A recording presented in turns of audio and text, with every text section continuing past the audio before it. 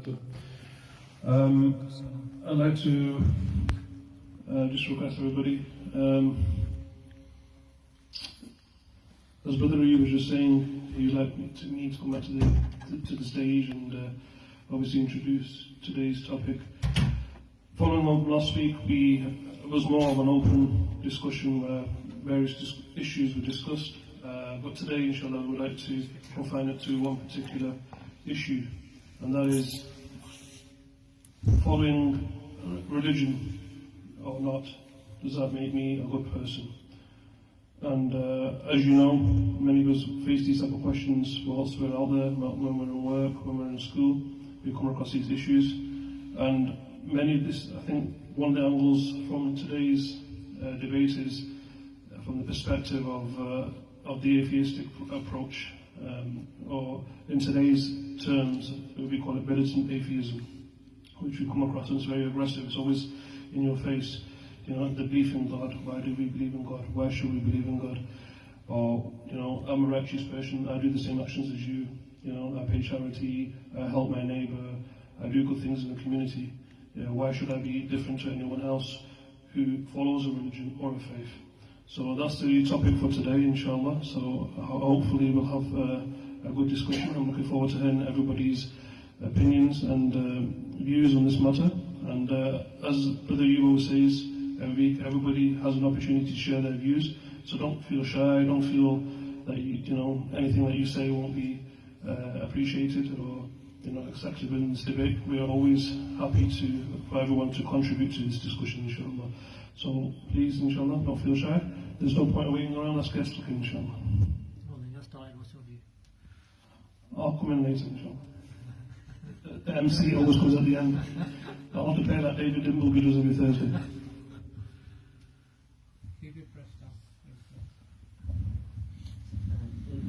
What was the question then? So, to become a good person, yeah? Okay, so do we need religion? Do we need religion to be a good person? Good people. Okay. It's an interesting question. The way I'll start it is to say that we first need to define what is a person. Okay, what is a person? And then what is good? And then once we've defined them, what role does religion play for the person and that goodness? And then we can come to an answer. And I can go on to explain that, but I want to start off with that statement. Okay. Explain it then. Huh? Explain it then. Okay, that's fine. So, firstly, I'll begin with goodness. So, when we think of goodness, normally when somebody asks this question,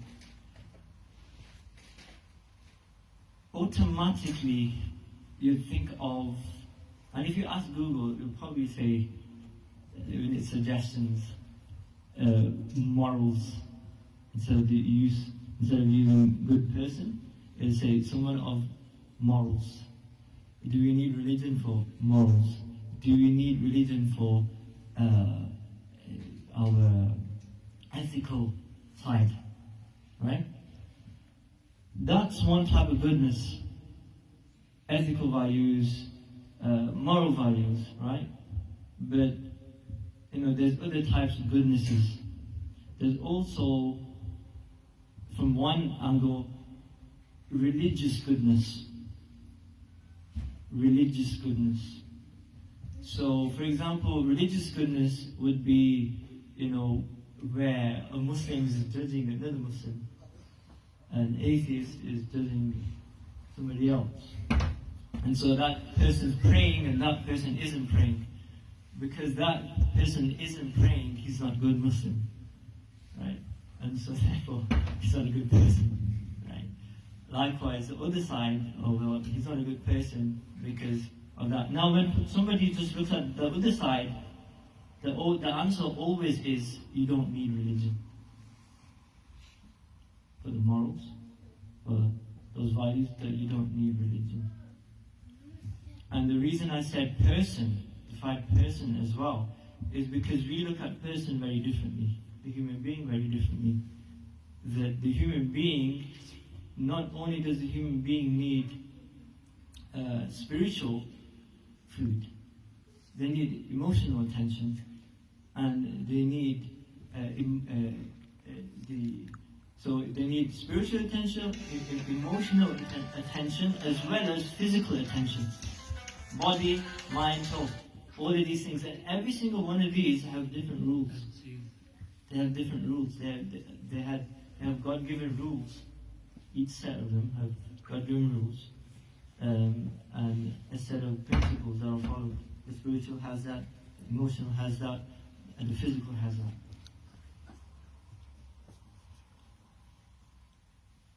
Right? And if we agree, or we don't agree, a lot of us say, well, I don't have any need for emotional, an emotional medicine or even a spiritual one, just physical, that's it. It's because they don't believe in that. It's just physical, everything's physical for them. And so, the Quran actually, Allah combines everything. There's one verse that gives you the whole answer. The whole story ends there for me. That one verse. It's a verse of goodness. It defines what goodness is. And that you will see combines emotional, physical, and morals. It combines absolutely everything. It's not just one viewpoint. It combines absolutely everything. And then at the end of that, it gives the truth. It describes what that person is. That's known as the ayah of bir, the verse of righteousness, the verse of goodness. So really, and then the other side is goodness. We can say, okay, Zaydan, you're a good person, but Zaydan, you're really good, and Al-Amsal is truly good, right? Al-Amsal is truly good. He's really good. You're good. You're good. Right? So what religion does is it allows us to develop from goodness and beyond that. Because the human being was born with goodness. The human being is born. وَنَفْسٍ وَمَا سَوَّاهَا. The human being is born in a balanced state with the yin and yang. They're born with it. They're born with the balance. But then fujur and taqwaha are put into their souls. So that is what the discernment between good and bad is put in them. So that's natural. You don't need religion for that. Religion has nothing to do with that. It's beyond that. Okay. So look, this question. The reason we're asking it is the reason it's in the public conscious and in the mind of people is because it's a challenge that comes from atheists primarily, also agnostics, and also people who are just skeptical about their own religion. They're trying to figure things out in the world. And they see people who are religious and they're like judging people and saying you're not good.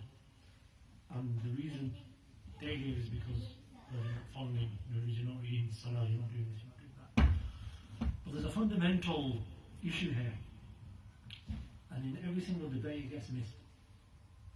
And that is the atheists themselves. They're trying to use it to prove a point that if you say religion is needed to give you good, to make you a good person, then I can prove to you that you don't need religion to do that. And then once that's proven, then what's the point of religion? That's one of their ways of taking away from religion. But they're missing a point. There's two threads to the discussion. One is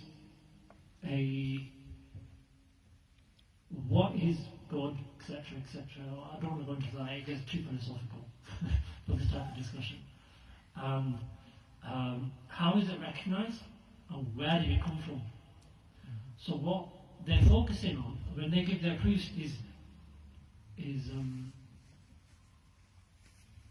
it there? Does it exist? Is it reality? It's called objective values. Some people say objective values don't exist. Objective values means that there's something that every human can see for themselves, and the innate nature tells them that they shouldn't do it or they should do it. For instance, everyone's going to agree, unless they're big into conspiracy theories, that Hitler killing the tens and thousands of Jews that he did was morally reprehensible and was bad, right? Everyone agrees on that. If you have an atheist in the room, they're also going to agree on it. So we can take a maxim from here that murdering is not good. We all agree murdering is not good. So I didn't need religion to tell me that. It was naturally so. Yeah? Now, Imam Maturidi, he spoke about this, and the Hanafi Mutakallimun, the Hanafi scholars of theology, they wrote about this in detail. So, there's nothing new, the question that they're coming to us with. Our scholars themselves, they thought about it themselves without an atheist telling them. And they conceded, yes, it's there. Every human knows what good is if they look for it. And this is the key. There's something called reason. And we believe that good morals can be known by reason. There's more to add to it, but I'll leave it here. So does anyone want to say anything else? Any other viewpoints? You know what I mean? Zayden, you say what you were going to say.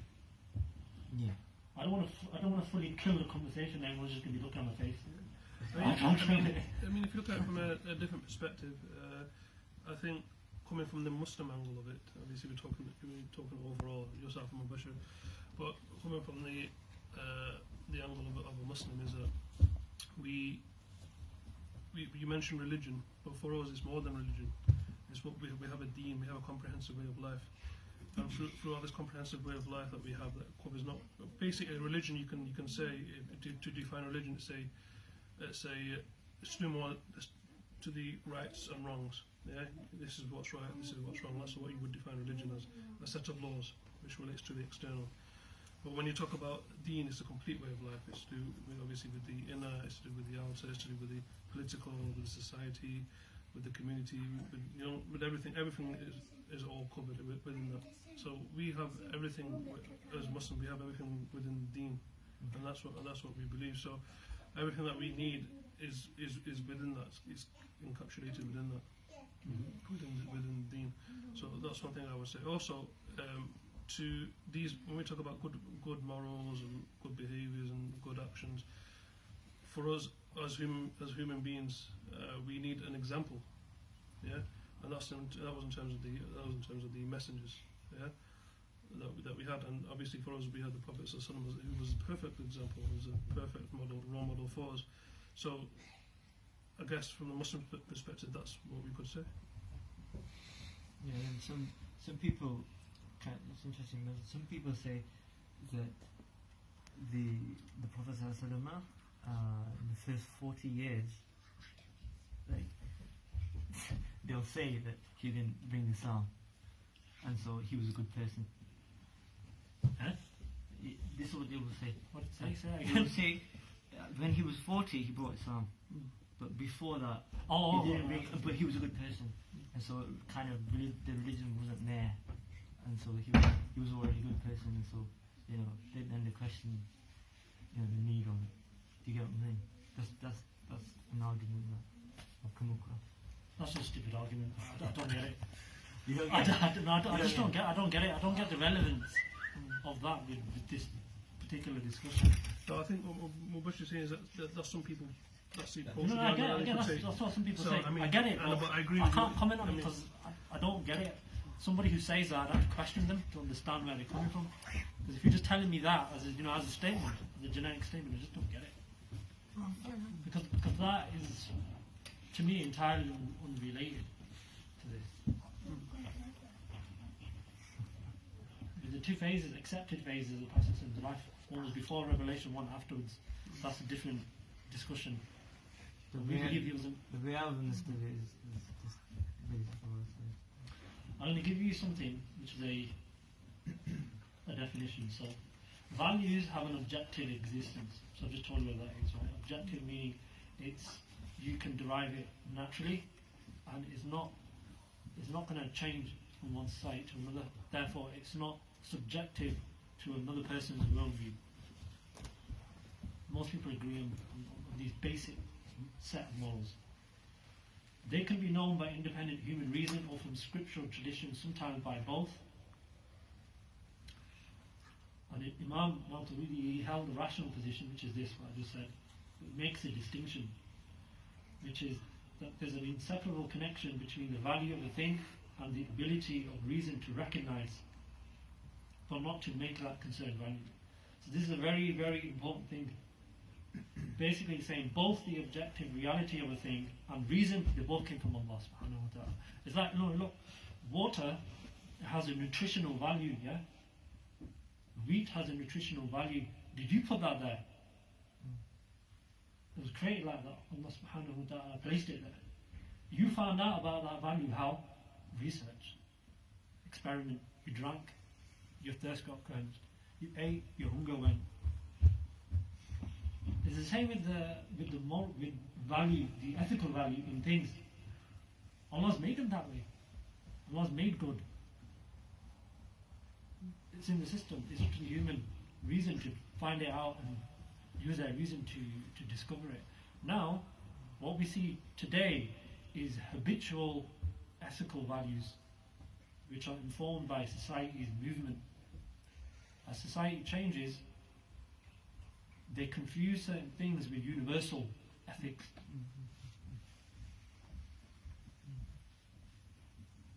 If we accept that view that morals don't have an objective reality,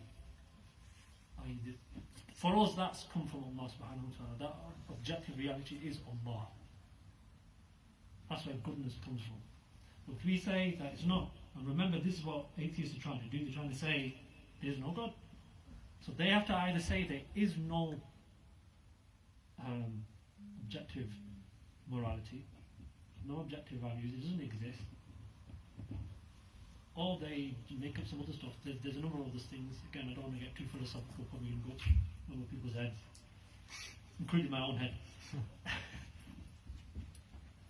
But you're going to end up with a conclusion that either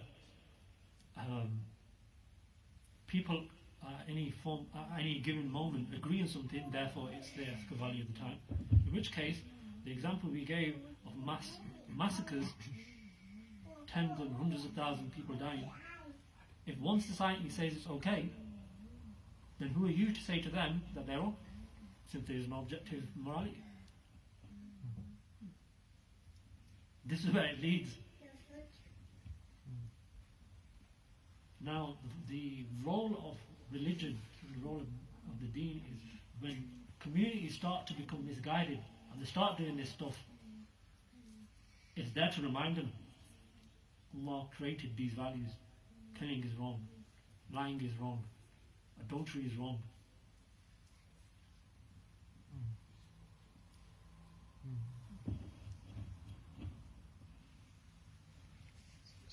The question comes in my hand. Do we need religion to be good? Good in the eyes of who?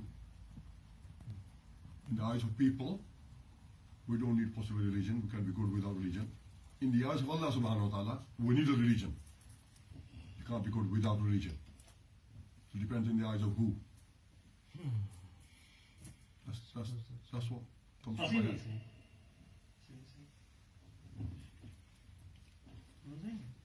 I think you guys covered everything. Bring your wrestling into it. Lama Sahib is going to close the discussion. Okay. Normally Lama Sahib says and we'll do it and then somebody translates. It's not me putting together.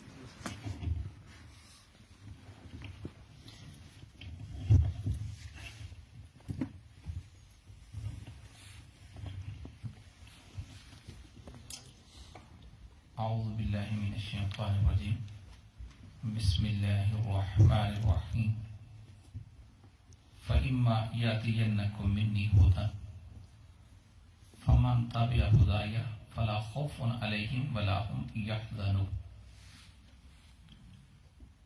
سورہ البقرہ ہے، آیت number 38 ہے.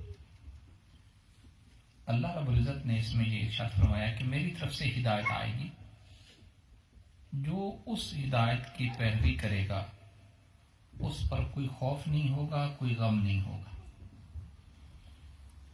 بنیادی طور پر مذہب انسان کی بنیادی ضرورت ہے. آپ پہلے انسان سے لے کر آج تک جتنے بھی انسان اس کائنات میں آباد ہوئے ہیں اور قیامت تک جتنے بھی انسان آئیں گے، سب سے پہلے جس انسان کو ایجوکیٹ کیا گیا وہ اللہ رب العزت نے خود کیا. وَعَلَّمَ آدَمَ الْأَسْمَاءَ كُلَّهَا. اللہ رب العزت نے آدم علیہ السلام کو تمام چیزوں کے نام، ان کی ریئلٹیز، ان کے اندر جو فنکشنز تھے، جو ان کے اندر پوٹینشیل تھا، خود اللہ رب العزت نے آدم علیہ السلام کو ایجوکیٹ کیا. بیسک جو ریلیجن ہے یہ ڈیوائن گائیڈنس کا نام ہے.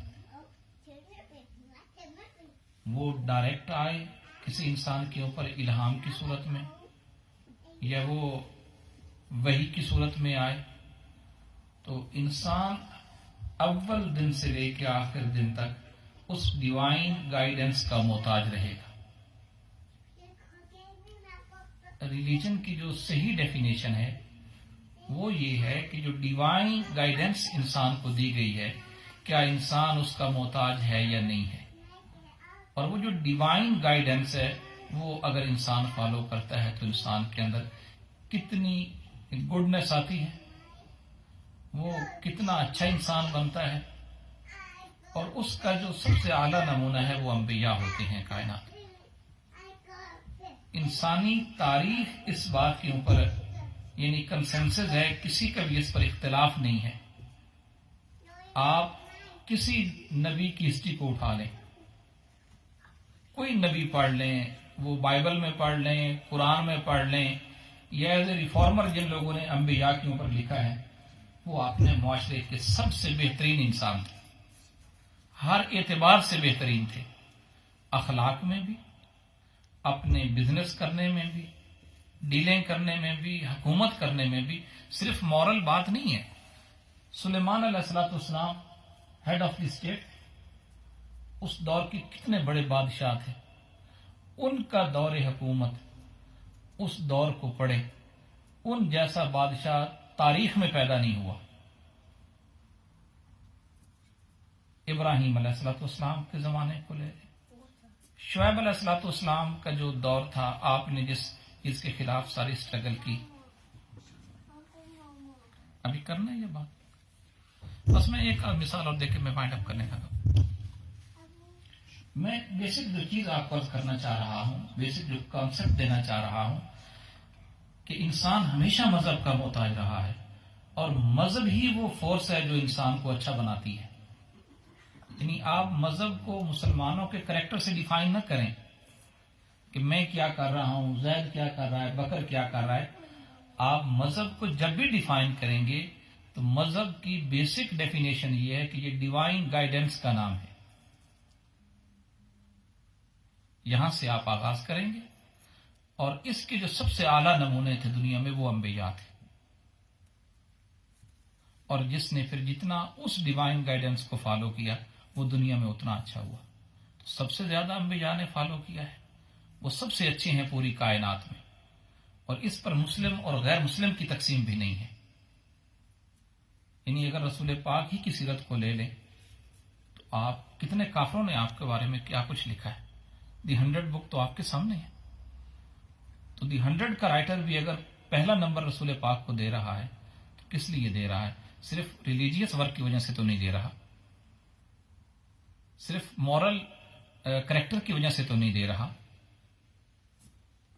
میرے کہنے کا مطلب یہ ہے کہ انسان ہمیشہ مذہب کا محتاج رہے گا، اور مذہب ہی وہ چیز ہے جو انسان کو ہمیشہ دنیا میں بھی کامیاب کرے گا اور دنیا کے ہر شعبے میں کامیاب کرے گا. शर्त इतनी है कि वो प्रॉपर तरीके से उस मजहब की तालीमात को फॉलो करे.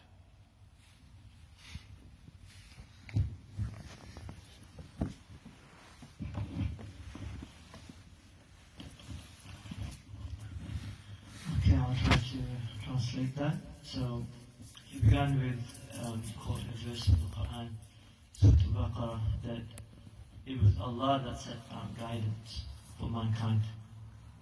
And we then define through this that religion, as we've been speaking, deen itself, is divine guidance. Yes.